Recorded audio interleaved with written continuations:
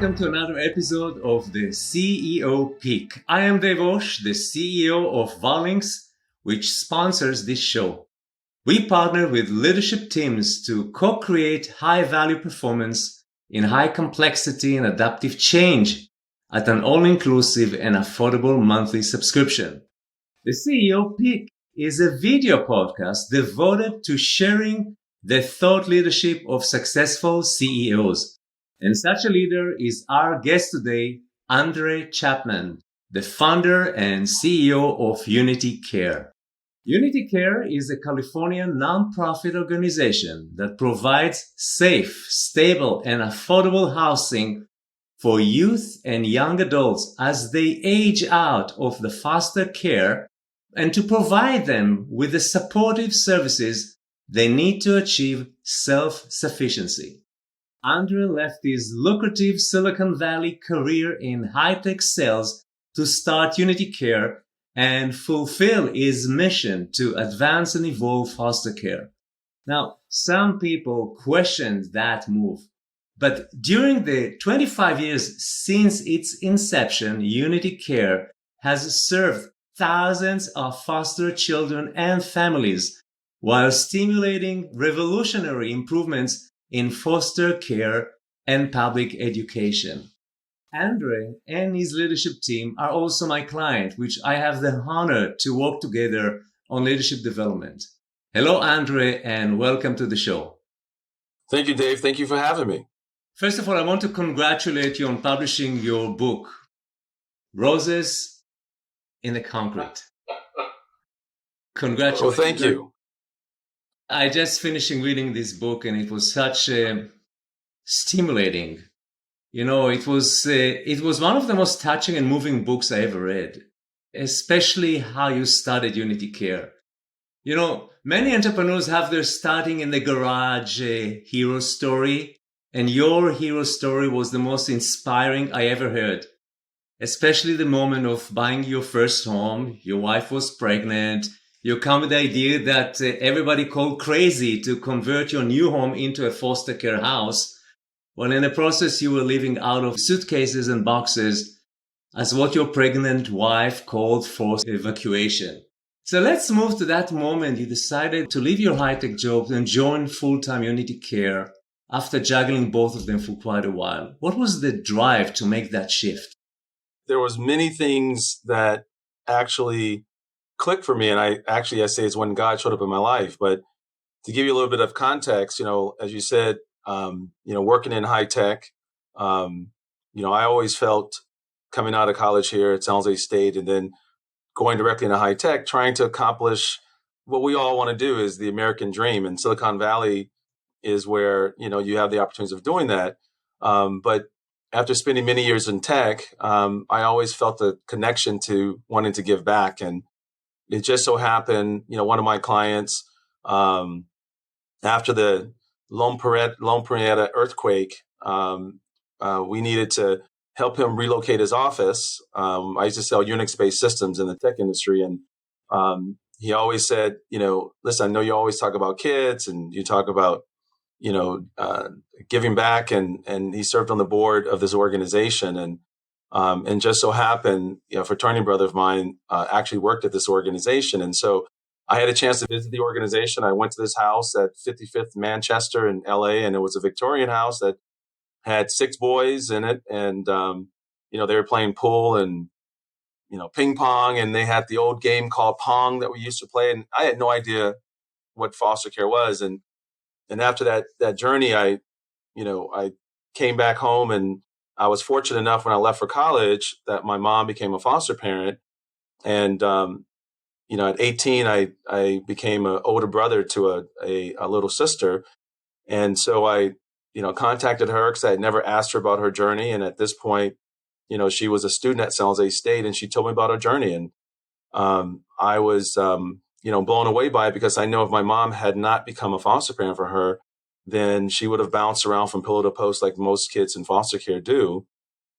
And at the same time, I also was working in tech where I was oftentimes the only Black person in the room. And I also wanted to do something to give kids access to technology. And so I had this crazy idea if I could, get young folks and provide housing for them, stable housing, and also, hit them over the head with a computer and get them connected to technology. That's what I wanted to do. And so after a couple of years of developing a framework, we opened our first home, a home that I went around trying to rent homes, and no one would rent a home to me because I was going to put foster kids in there, and no one said, I don't want that home next to me. And so I ended up having to take my first home and turn it into a foster home, which was a crazy journey. And I talk about it in my book. So on August 14th, 1993, I was at a sales conference back in Florida, and I got the phone call that we had our first young man that was going to come in our program. And that began our journey. I never thought Unity Care would be my full-time job. It was really always my ministry of wanting to give back. But from August 14th, 1993, with our first youth and one staff, one home, the organization kept growing. 7 years later, it was one of those moments where, again, over my left shoulder is a picture of Coretta Scott King. She's actually praying over me. And I was fortunate enough to be invited to a private dinner by Glenn Toney, who at that time was a senior vice president of applied materials.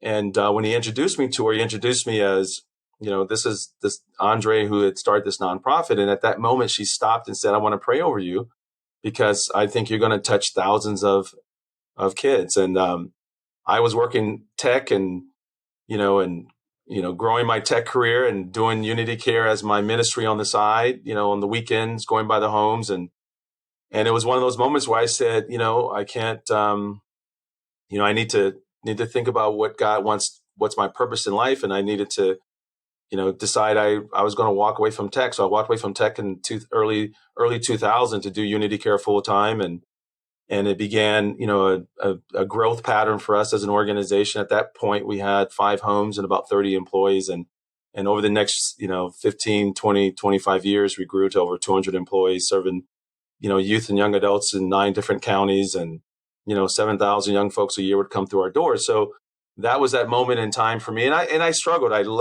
write about it in my book. I came to Unity Care full time, but then back then, this is when everybody was throwing around stock options like it was candy. And so I did put my toe back in tech, thinking I could, I wanted to chase what I call the golden handcuffs. But the reality of it is, it's the sense of emptiness when you're not connected to something that you're passionate about and your vision. And so I ended up, staying full time at Unity Care. And then, that's history. And this is where we are today.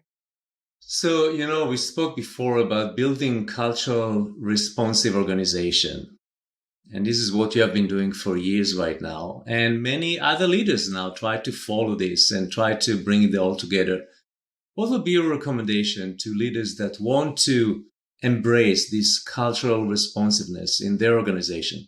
Yeah, Dave, that's a really good question. I think, we're just at a current time where, our society is seeing the reality of, barriers and systemic racism and challenges that are in the formalized systems. And my experience coming from tech and then, spending, these last, many years in nonprofit, I've witnessed and seen how, good intentioned people, but systemically understanding how to engage our communities is oftentimes very challenging. And so when we think about our educational journey and we think about how, we build our organizations, we all have suffered from really not being educated to the true history of America when it comes to serving the African American community, even just the African American history. So, when you're trying to build a culturally responsive organization, you have to really think about how are we showing up to the communities that we're trying to serve. And oftentimes, the biggest challenges and the barriers to that is that the folks that are making the decisions don't reflect the people that you're trying to serve. And there's so many examples of when you find, systems where they don't work in meeting the needs of the community. And the first thing you look at is when you look at the administration, the executive team, it's not reflective of the community you're trying to serve. So, that's always a first indication is that if you look around and you don't have people in your inner circle that is reflective of the community that you're trying to engage, you're going to make mistakes because you don't have that voice. And so when we think about culture and building a culture that is responsive, it's about having diversity and having differences of opinion, but it's about having the voice of that, the community you're attempting to engage with. And so I think today there is such a push towards diversity and inclusion, and what does that really look like, and how do we really define that? But we have to pause, really as leaders, to get re-educated about the journey of the communities that we're trying to engage with. Our educational system, unfortunately, didn't really educate us on the plight of the African American journey. We all took history class, and there was this one little thing, and we've all probably watched Roots when we were growing up. But it is such a small component of the value and the contribution of African Americans to our society. And not knowing that, then you end up making decisions that don't really engage and empower and then make the community feel as though that you understand that you have voice. And so, so we as an organization have always had a very diverse organization. Throughout the organization, we reflect our community, between African Americans, Latinos, Caucasians, Asians. I mean, when you build a true community that is diverse within your organization, then you're going to have the ability to truly engage your community outside your organization. I think also it's about creating space for differences. And I think that's also, pretty challenging for organizations when, oftentimes, diverse communities don't feel they have voice within the organization, because oftentimes decisions come from the top down. And when you look at the top, it doesn't reflect the broader community, nor does oftentimes it reflects, your line staff. And so, I always challenge organizations to first start with, what's the values? What is the, what's your value proposition you're trying to offer? And is it inclusive of the community? And if you don't have the community voice, then you're going to obviously, make errors in understanding how to engage with that community. And so,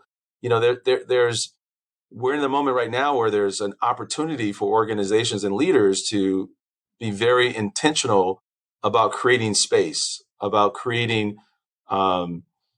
accountability in yourself as a leader, and giving permission to others that, are not sitting in your seat, but giving them permission to have courageous conversations with you, so that you're having the opportunity to grow yourself. Because oftentimes as leaders, we might say something in a meeting, not having any connection to how that might land on a person of color.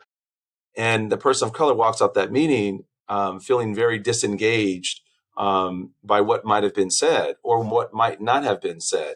So as leaders, we have to give our staff permission and our leaders permission to be able to call us on those opportunities of us, improving our learning, to go deeper, and how do we show up as leaders. And then when you're talking about white space, when we think about our normal, just relationships, you think about the relationship, through history, from slavery to Jim Crow to civil rights, there's always been this oppress the oppressor, the slave. I mean, there's always this hierarchical structure.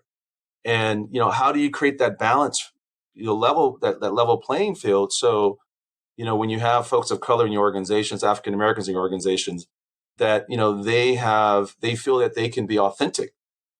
I work with a lot of organizations where staff feel that they have to leave their culture in the car when they come into the building, because they don't feel that they can say what they want to say inside the building or in meetings, because oftentimes they're either, one or two of the folks of color in that room or in that space, or it's not a place where they feel safe to convey the things that they think are important in whatever the organization is doing. And so how do we as leaders create that safe place for our staff to feel empowered? Because when your staff feel empowered and they feel absolutely, this is a place I come to, I'm encouraged, I have voice, I feel valued, then they go out to engage with the community, filled up, and have a sense of fulfillment, because they, we know our employees are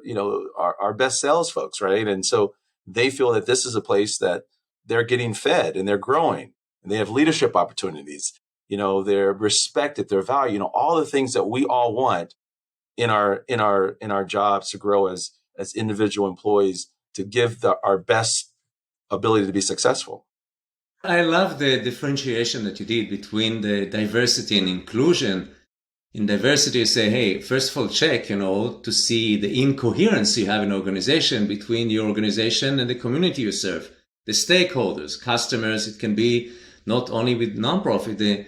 In the inclusion, you said, is like you have diversity and then you don't give the space for people so they don't feel included, and then they're not empowered when they go out to the community's back. So I think that was a beautiful differentiation between the two.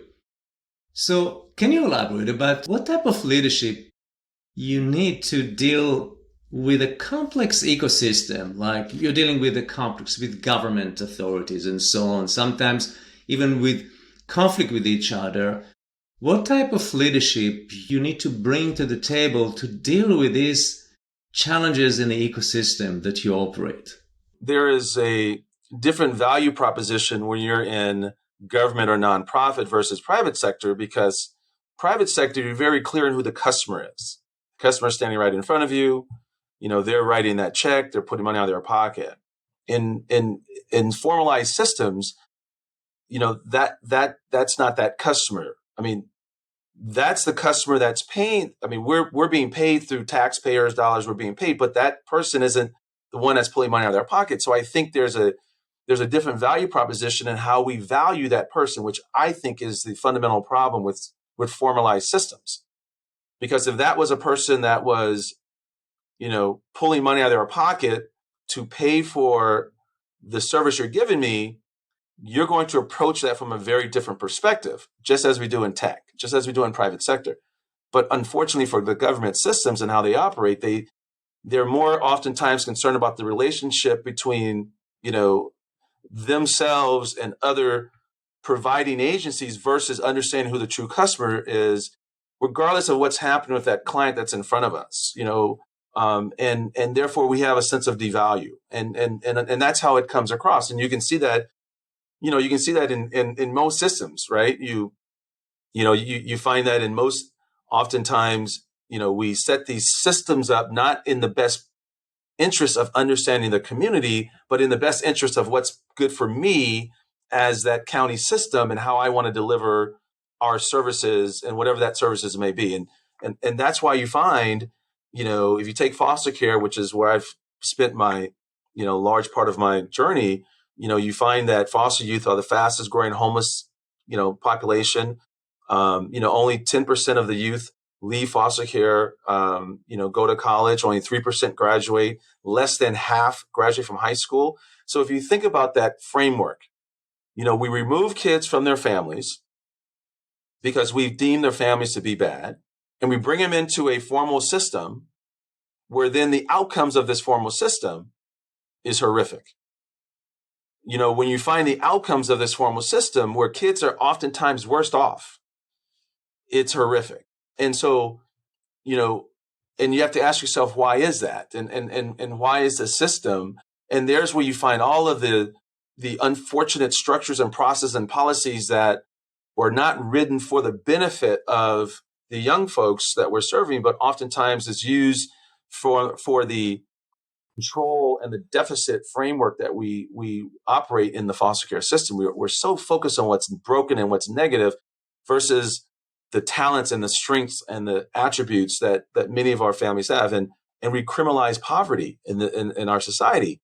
And because you criminalize poverty, a family that's homeless, that if we go upstream and get that family housing, then guess what? Then that family can make sure their son goes to school every day, to make sure that they get their son, they're healthy, they have clothes, they have shoes, they have all the things that we all want to give. And so unfortunately in those situations, we remove kids and we bring them into a system because we say that family is neglecting that child. Or if that family doesn't have resources, then, why not give them resources and give them the support that they need so that they can provide, the parenting supports that they need for their kids. And so this foster care system is a place that is oftentimes unknown. A lot of people don't understand the foster care system, but it's a system that is broken. And unfortunately, in my world, when we talk about broken systems, You have leadership where, they think about, again, about the relationship between the provider and the system versus, making sure we're doing the best for these kids, which is different from private sector. And I'll give you an example. 2 years ago, I got a gift for my son. He got me some shoes, and I went to Macy's to return the shoes. And while I was at the counter, I didn't have my receipt. It was a gift. The agent that was helping me was really firm on the receipt. You got to have a receipt. And then the manager overheard and came over and said, you know what, let me take care of this. Okay, what can we do? And he resolved it for me. You unfortunately don't find that in government systems. So in that same scenario, that manager won't step in and say to that staff person, you know what, this is wrong. Let's do what we can right now for this client. They won't do that. Oftentimes what they will do is, well, I don't want to say anything, and they may or may not even say anything to that person because, we are confused about who is the priority. Because if we truly understand that the priority are ensuring that every young person that we decide to remove from those families is getting the best, highest quality level of care and getting them back to their families. If that was our priority, then therefore we wouldn't have a system that is broken and that perpetuates, barriers and racism and more than 70% of San Quentin inmates grew up in foster care. And so when you look at our formalized, our criminal justice system, it's foster care all over. And so I always say, if you fix foster care, you're going to fix the prison system, right? But the question you asked was a great question, because when you look at all of our systems, from education to housing, to the juvenile justice, to the mental health, to the foster care system, these are all systems that operate through a deficit-based lens. It's oftentimes what's broken with these young folks. What's broken versus what's right, versus what are their strengths, what are their talents. And if we focus on those, and we focus from a strength-based perspective and give people what they need to be successful, which is oftentimes it's a hand up, and give families, when you have a mom that is having working 3 jobs, can't take care of her 4 kids, and it barely can keep food in the refrigerator. We go into that home and we remove kids because it's focusing on, well, the kids are neglected. Then what we're doing is we are further traumatizing that young person, and we're further traumatizing that mom. And I will say this also, if you think about it, right? Good people traumatize families all the time. Imagine a dad that's getting put over at 2 a.m. in the morning, and he's been drinking. He's got 2 young kids in the car. When the police arrest that dad and take him to jail and take those kids to foster care, the police did the right thing. But what trauma is that going to be left with those kids in their mind when they see that their dad being arrested by the police and then taken off to jail? Now those kids are in foster care. So imagine the journey of these young people and the level of trauma that's going to stay with them, that's going to be embedded in their mind about what happened to their dad being arrested by police. They have no idea the context besides, my dad was arrested and moved. And see, we as a system do a very poor job of truly understanding how trauma and being trauma informed and understanding how do we think about all of these contextual things when it comes to kids and it comes to young adults. And unfortunately, there's so much opportunities to do much better. And this has been one of my, primary journeys around advocacy for what's right when it comes to giving resources to kids. There should be no reason why a young person that goes to school on the east side is getting less resources than a young person that's going to school in a community of resources and wealth. What do you expect is going to happen?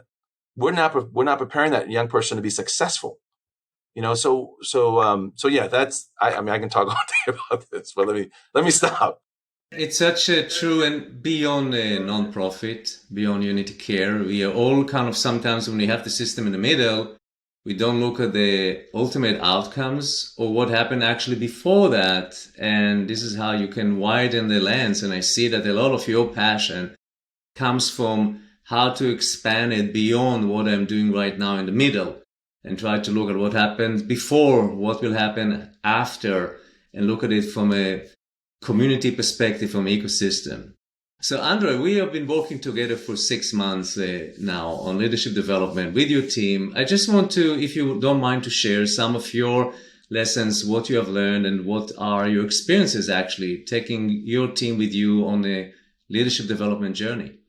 I will say that that your interventions and support of the Unity Care executive team has just been phenomenal. I mean, it's really created an opportunity for us to have really courageous conversations that, we weren't having before as we develop and grow as leaders, understanding our leadership circle, understanding our creative and our reactive tendencies and how that shows up. So it is, really strengthened the team, that's committed to the mission and committed to, which, a lot of times, people walk in the organizations, they're all, they're committed to the mission, but, how do we show up for one another and supporting each other to be strong leaders? And how do we build the ultimate team? So it's been great. And I'm a sports guy, so I'm very, focused on the framework around, the ultimate organization that's both effective and efficient, and creating, the ability for people to raise their hand and say when they made a mistake. Because we see it when the Warriors play, when someone misses a pass, right then in that moment, oh man, my bad, I missed that pass, right?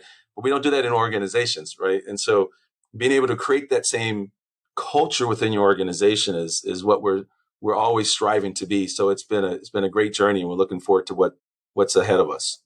Thank you so much for taking your time today, Andre, and being with us. And guys, this book is not just about foster care, and it's not just a memoir of Andre.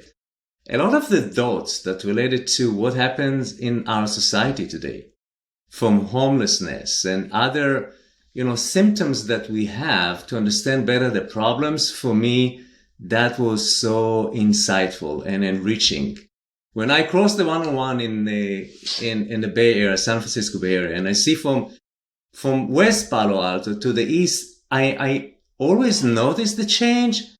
But when I read the chapter of you living in the east and moving to the west and see, then suddenly I had a different lens to look at it. So I really recommend everybody, especially nowadays that we have this social unrest, to understand the contribution of foster care to the overall problems. Andre, thank you so much for being with us today. Thank you, Dave. Thank you for having me. And thank you for watching the show. I'm looking forward to see you in the next episode. Bye-bye.